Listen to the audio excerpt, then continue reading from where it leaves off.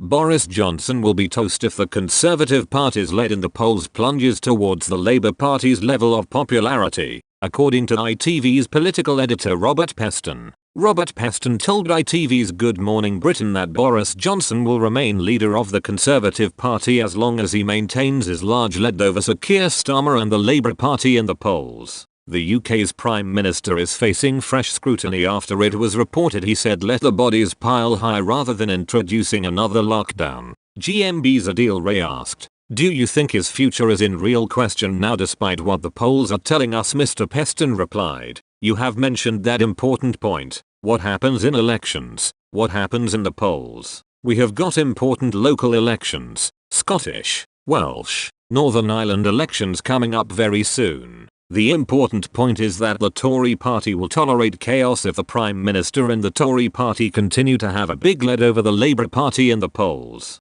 The moment that narrows, the moment in the eyes of the Tory party Boris Johnson turns from looking like an asset into a liability, he is toast. The Tory party is ruthless in that sense." On Tuesday, Brexit Britain and Boris Johnson were condemned by Manfred Weber over promises that cannot be delivered as the German MEP claimed the European Union did its job. The European Parliament is signing off on the final legal step of the UK and EU's post-Brexit trade agreement today. Mr. Weber said, "Today we do the final legal step on the Brexit saga. We support the agreement today and the overwhelming majority gave us a good idea that the content is a good base for the future. I want to thank Michel Barnier for his great work. He always delivered and he always served the European interest. He delivered and he did a good job for us." In London, they now recognise step by step that Johnson cannot deliver on his promises. He added, "I think we did our job to do our best. When I grew up UK diplomacy was a symbol of credibility.